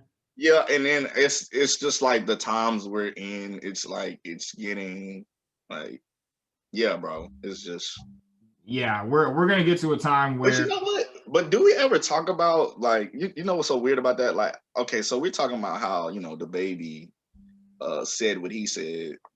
But what if like a gay person was on stage and they was like bashing heterosexuals? Like, how would that go? I feel like sometimes it'd be nobody would give a fuck. That's what I'm saying. I feel like it's more attack. Like it's more of a topic on. Nobody would give a fuck because it's not heterosexual people are not oppressed like like people who are homosexual. That's what I think. That's what I think people wouldn't care either. But I'm saying, what if there was like this big, like if like quote unquote like Lil Nas X did that, like. Well, okay, so if Lil Nas X, that's what I'm saying. What if they like a big gay rapper and then that would be different. I think if Lil Nas X did it, I think they would probably have something to say about that because Lil Nas X is already at that point where people are like, we don't like this guy.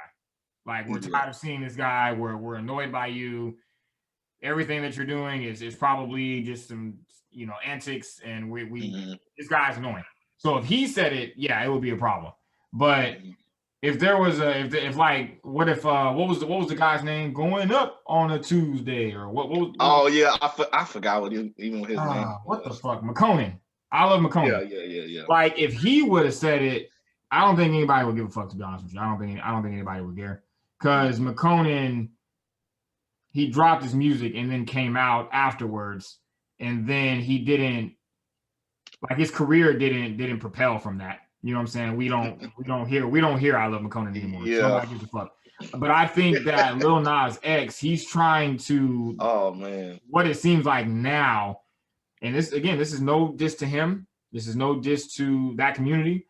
But it just seems like we talked about this before. It just seems like now he's being forceful with it. He's being forceful with his choice to be what he is.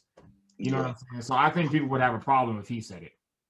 But, I think what it is like I said, I have no problem with gay people. I have no problem with like none of those people. I think when like Lil Nas X does it, it's just like literally, if you like turned your TV on, if like video popped up or something, you just be like, okay, bro, like this. It's like, okay, now we know you're trying to like.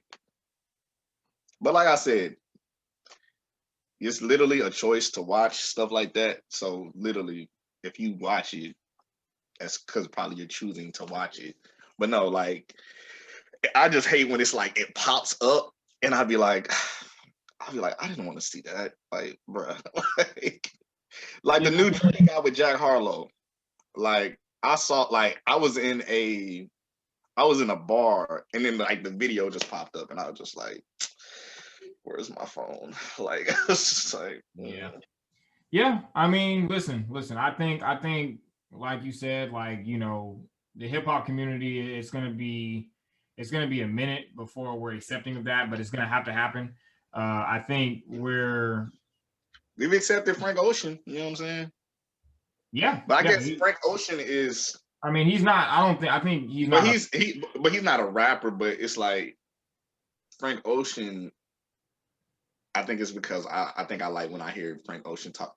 I don't know if that's just me being biased or whatever, but I guess I'm of course more interested when I hear him actually saying something about a woman.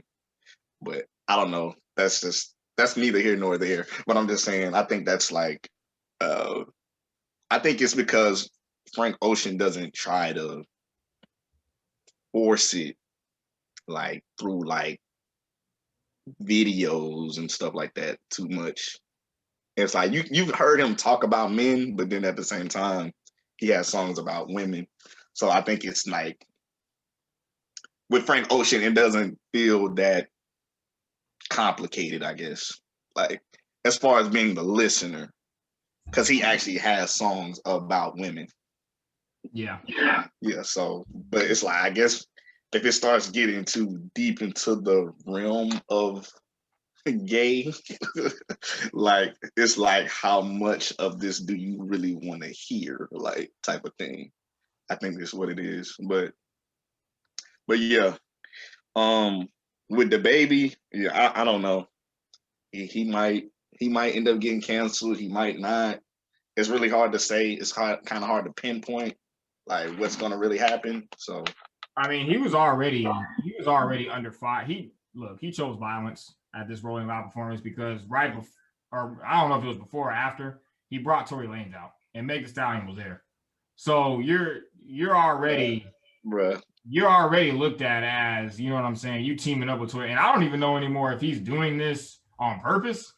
You know what I'm saying? Like, because now I'm just starting to think like, damn, you know what I'm saying? And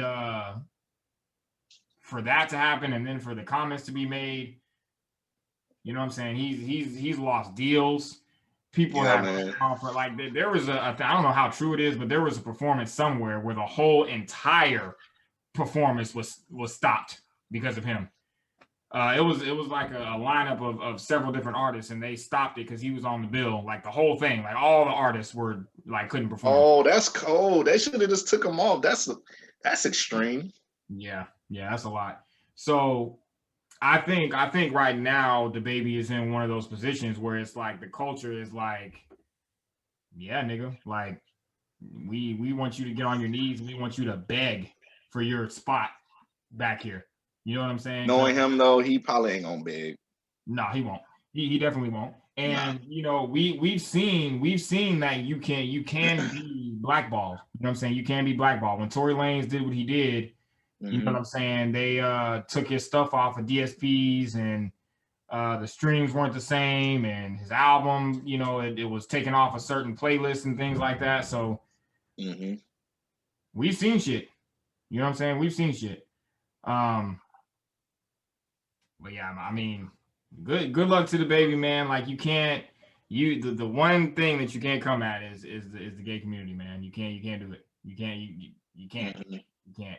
Women and in the gay community, you can't.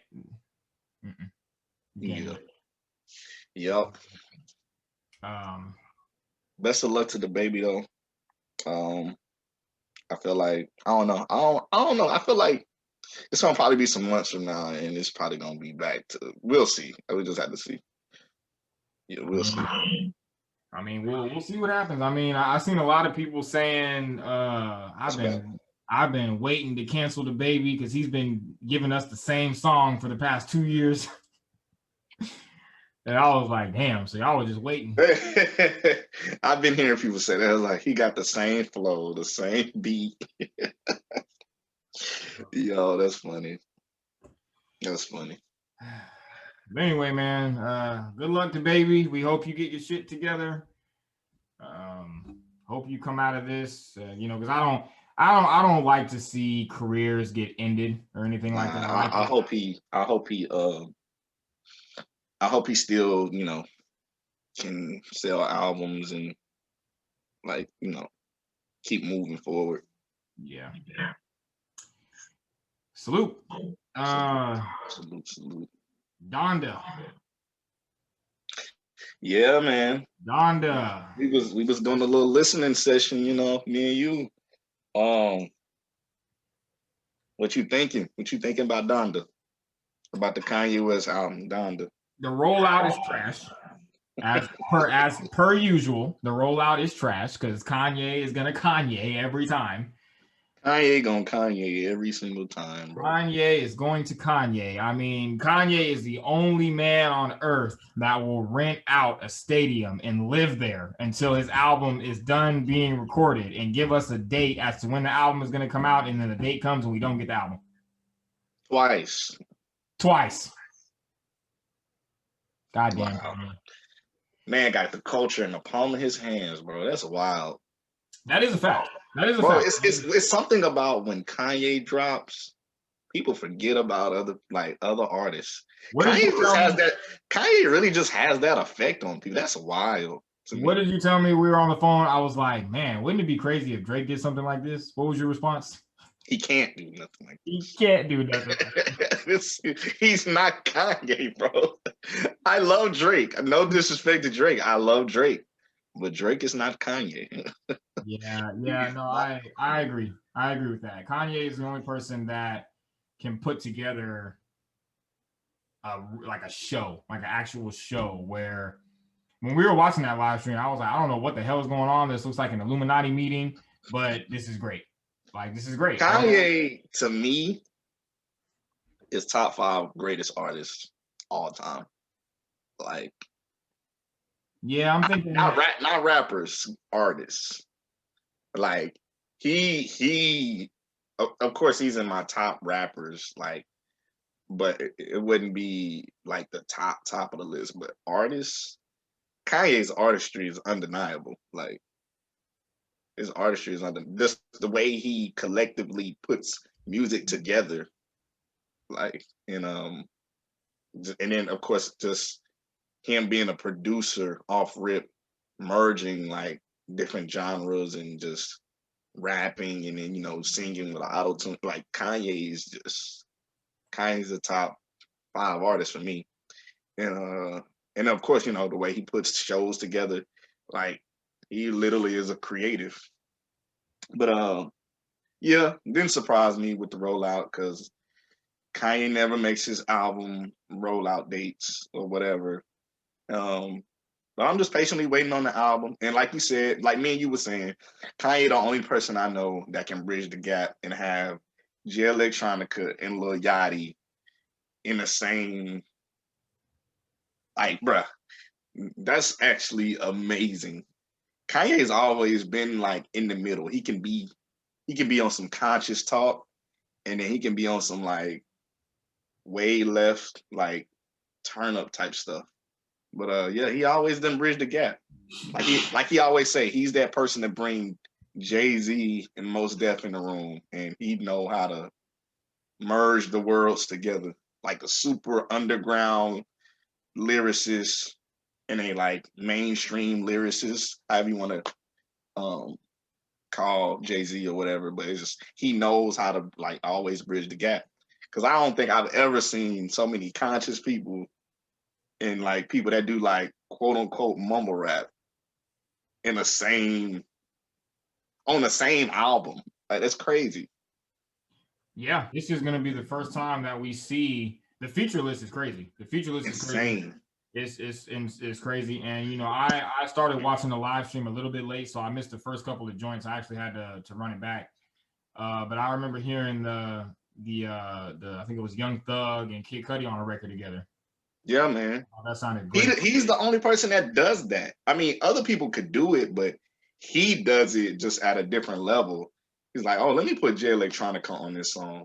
Oh, let me put Young Thug and Kid Cudi on this song. You'd be like, artists you wouldn't even put together, he puts them together. Like, and I'm like, that's the genius of Kanye. And the song comes out dope. Yeah. He works with everybody. Like, he get the most hardcore rapper, the most conscious rapper, the most like turn up rapper. Like, he gets everybody. He works with everybody. Like, Kanye a genius. It's undeniable. It's undeniable. I'm ready to hear the album. What I was hearing, I was liking. Yeah, I agree. I didn't think I was going to, because, you know, when we got on the phone, I was like, man, let me turn this shit off. And then when I started hearing them joints play, man, like there was one song in particular. I think it was the one with Jay Electronica and The Lox. And them Lox verses must have came in at the last fucking minute. bro. You know what I'm saying? But that record, first of all, it sounded like it was like a 9-10 minute record. Mm-hmm. I was loving the whole shit. I think Kanye sounded great. He was doing his old college dropout rapping thing. Bro, drop this album. Hurry up, Kanye. Electronica came in, the Lox came in. That record sounded amazing. The Griselda record sounded fucking amazing. Working with everybody, hardcore rappers, conscious rap. I'm telling you, Kanye is that guy, bro. Yeah, Kanye and is that guy. Listening to that Conway verse, because I remember Conway. I think it was on the Joe Budden podcast. He was on there and he was saying he flew out to Wyoming to do some stuff with Kanye, and I think he was saying that he didn't know like where those verses were gonna land, like what was gonna happen with them or whatever. And you know, I just remember hearing that and being like, damn, like I want to hear that. I want to hear Griselda and Kanye. I think that would be great. And now that we finally are going to be able to hear it and to hear the verse, to hear because I was thinking to myself, like, Kanye's not making secular music anymore. He's talking about God. Like, how is Conway going to be? Like you said, how is he going to be able to bridge this gap? How the fuck is this going to come out? But you know what? It's just like how Lecrae brings on a bunch of secular rappers and they just don't curse. You know what I'm saying? Yeah. And I realize that is possible. You can. There he is bridging the gap again. You know what I'm saying? Like you can make that work. Just be like, just do like I've even heard like Christian rappers be on some street stuff. They just didn't curse. Like, but if you literally know how to, you can bridge that gap. Like, you know what I'm saying? Like, perfect example. No Malice, Pusha T's brother. No Malice's, I think, first like rap Christian album, he brought Pusha T on, and Pusha T didn't curse like at all. But people know Pusha T is not a Christian rapper. They know what Pusha T be on. He talk about dope. He talk about everything. But No Malice wasn't cursing or nothing. But Pusha T didn't curse. But it's just probably it's just really bringing somebody into your world on the album. So it's like bringing somebody into your world, talking about their world, but a cleaner version, in a sense. Yeah. Like, tell us about your experience on my album. Just tried Don't Curse on my album. It's like that's kind of probably what Kanye was on, and I feel like that's what like Lecrae be on, because Lecrae be having Ty Dolla $ign, and I think he had like Paul Wall, and he has people on Big Crit. I think he had Crit on a song. Like, I understand what you're saying, and I completely agree. Agree. I think that you can bring a secular artist to that world, and they'll be able to, they'll be able to put it together well. But it's difficult when it's an artist like Conway. You know what I'm saying? It would be difficult if Lecrae got on the phone with Cool G Rap and was like, "Yo, G Rap, I need a verse." Like G Rap is you don't get no more hardcore than G Rap. Like this. But some people know how to do it. Some people, you'll be like, "Dang, that verse is hard." Like it ain't even cursed. Like Rakim has some of the dopest raps, and he don't even curse in his music. So I feel like artists can do it. They just gotta kind of find a way to write it. You know what I'm saying? Like, and that's hard. Like, especially like the hardest rapper. You know what I'm saying? Because like Pusha T did it, and his verse still sounded hard on No Malice's like first like solo like Christian rap album. So it's possible. It just, I think in our minds, it's just like, how can they do it? It's like, how can they adjust that for that person's album? But some people can do it. And then it's probably some people that just can't do it. They be like, no, nigga, I have to curse. I can't not say nothing. Like, you know what I'm saying? But people love Kanye so much, they can fix their words to fit what he's trying to do. Like, you know what I'm saying? Like, but Kanye's just always been that person anyway. Like, I feel like Kanye can be in the most hood area talking and walking, and then in the most like luxurious area with super rich people. Yeah. Like, there he goes, he always, like I said, he always bridging the gap. Like, I agree with that. Yeah, I was surprised when I heard that Conway verse, and it It didn't have any of that hardcore street shit in it, and it sounded good. Like it really Yeah, bro. sounded good. Yeah, I mean, rappers can do that, bro. I feel like because I think we always like we're so used to something and be like, but a rapper can they can go into another lane that you Well, yeah, didn't. even when I just watched not to cut you off, I recently watched Saha the Prince do an interview with Adam 22, and he was saying that a lot of the stuff that was on Dark Twisted Fantasy, he wrote a lot of that stuff for Kanye, and he had to step into Kanye's world to be able to write a lot. Exactly. You gotta really think about it. It's like when you step into the realm, because you gotta go into it not thinking of it as you. You kind of got, you know what I'm saying? I mean, you can because I mean you're rapping on this person's verse, so you're giving your perspective, but at the same time, like you still got to go in like thinking, kind of just thinking another way. You know what I'm saying? Because it's different when you're rapping on your album. These are your thoughts, and then when you like coming into somebody else's project, you gotta say it. You gotta tell the story from your perspective, but kind of put it in a way that's kind of like mirroring like their perspective in a sense. You know what I'm saying? And I think that's probably what people were doing. Like all these features they were probably doing for Kanye, because it's probably like a thing where he's like, dang, if I'm a quote unquote Christian artist, these are still my niggas. Like I still want them on my album. Cause it's just like, even if they in the secular world, like they still your peoples. You like, I still want them to rap on my music, but it just gotta be clean now. And so I know that's hard, but I feel like, they probably did well for Kanye though. Like they probably just like, Kanye is the homie. It's Kanye, bro. They gonna want to probably fix it just because it is Kanye.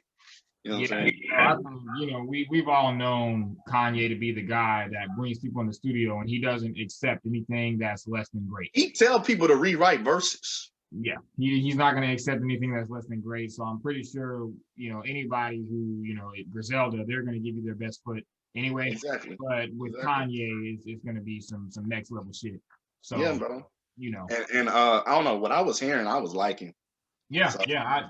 And then honestly, Kanye has always kept that.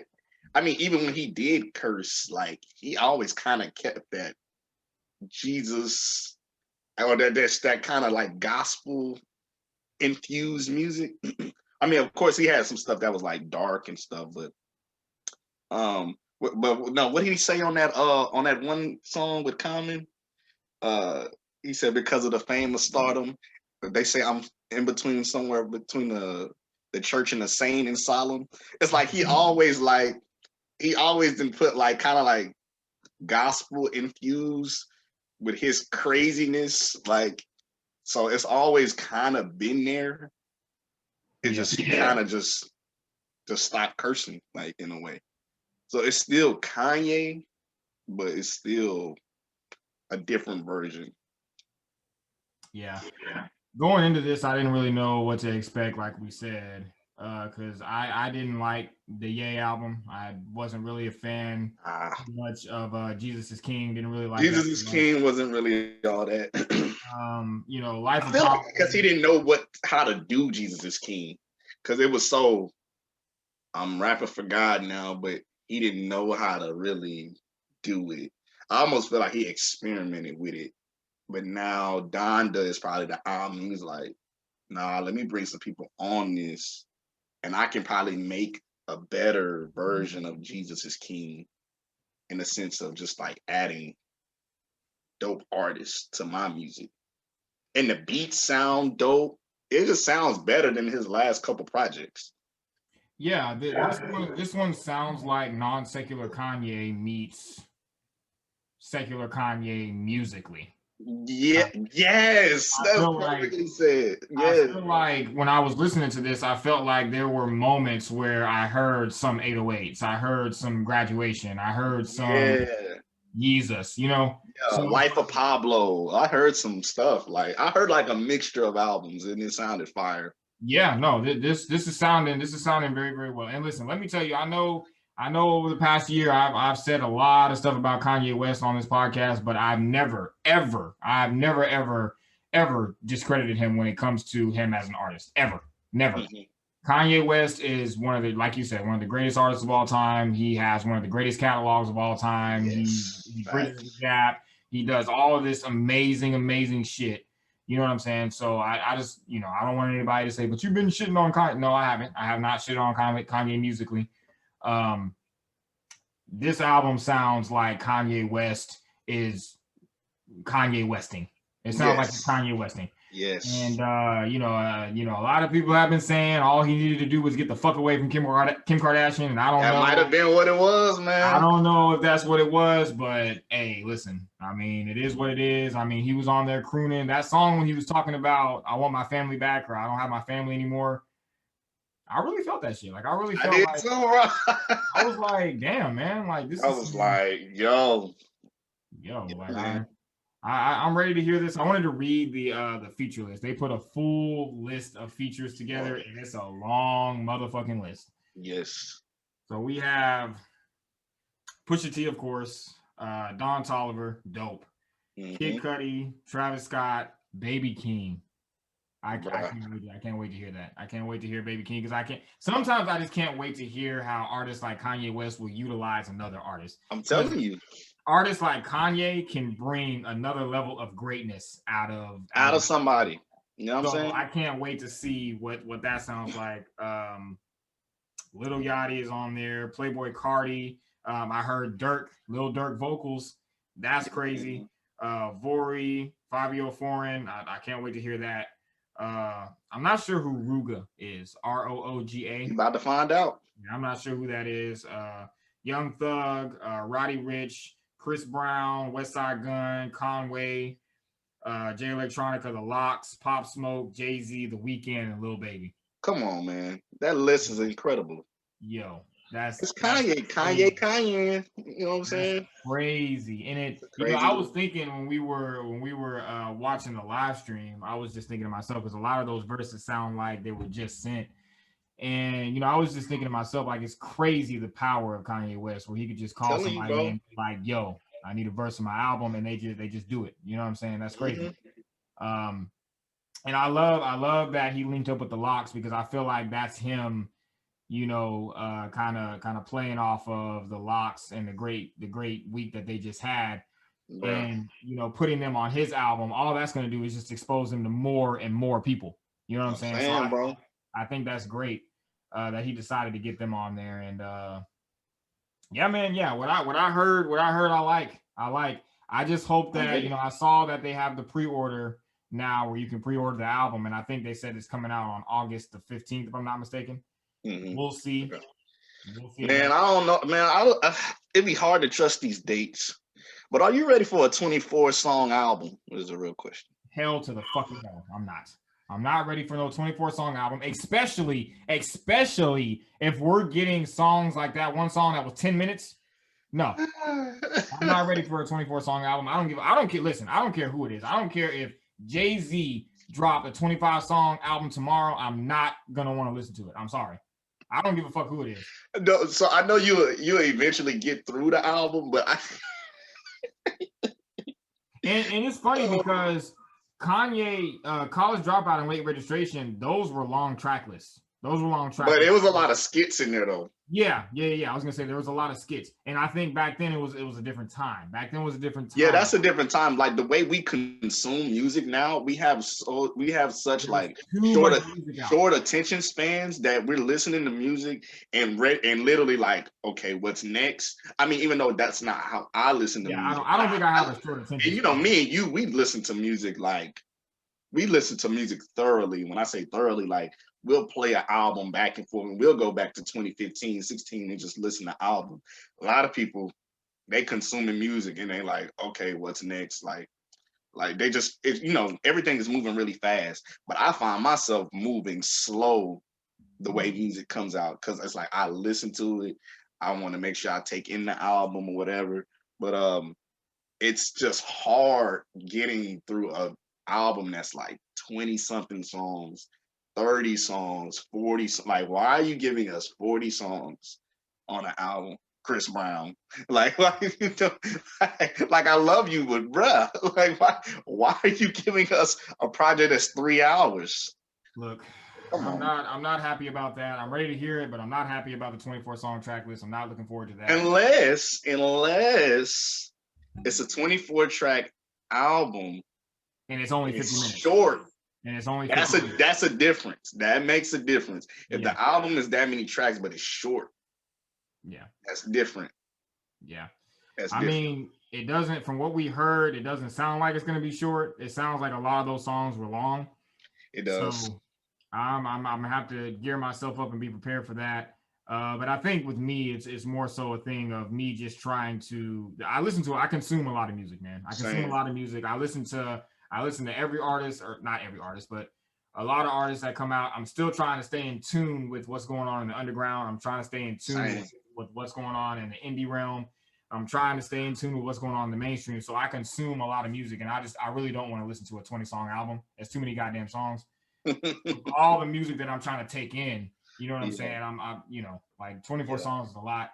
But I mean, you know, it is what it is. I mean, Kanye, we've had albums from him before that have had a lot of songs, and you know, I'm just ready to hear it at this point. I'm tired of the pushbacks. Just drop the album. This Donda album he's been working on this album for some years now. You know what I'm saying? I've been hearing about Donda like a long time. So I was hearing about Donda, I think, when Jesus is King came out. Yeah. Like, so yeah, man. I'm ready for the album, and you know, I do have a conspiracy theory that I think him and Drake are purposefully pushing their albums back because I think they're trying to avoid each other. Well, I think Drake is trying to avoid Kanye. I think Drake wants his own release week so he can own that week and that month and that time. And I think Kanye is still trying to. I'm gonna just be honest. I think Kanye is still trying to sabotage Drake. I'm gonna be completely honest. I think he's still trying to sabotage him. I think he's still trying to drop the same day as Drake. Oh man. And you know, I remember seeing Karen Civil had left a comment on, I can't remember whose Instagram it was, but she was saying that beef is over with, that beef is dead, and I don't think that's true at all. Nah. I don't think it's true. I don't think Drake is gonna get over that. But yeah, I think you know, the fact that we just got Nas, we're about to get Ye, and then we're gonna get Drake. You know, this year is. And if we get Kendrick, bro, whoever's trying to drop music, you might as well drop it in 2022 because these niggas drop, nigga. Yeah. If we get Kanye, Drake, and Kendrick before the year is out, and we already got Cole. Oh, bro, if you thinking about dropping music, hold off for a little bit. And shout out to Cole, man. I'm still digesting, man. That album is getting better and better with every listen. So salute. Like I said, that's J. Cole's best album. Salute to my man J. Cole, man. It's a lot of great stuff on that. So I'm liking it, man. This year has done pretty well. It's been a good year for music, bro. For music, man. It's a lot of dope shit that's come out this year. So I'm happy about that. But yeah, salute to Kanye, man. He sounds like he's back. I'm not gonna say in rare form. I'll just say I think he's back. He's back to, you know, Kanye. He's doing Kanye, and I can't wait to hear the album. Donda is supposed to be coming on the 15th, so I think that's next Friday. We'll see. We'll see what happens.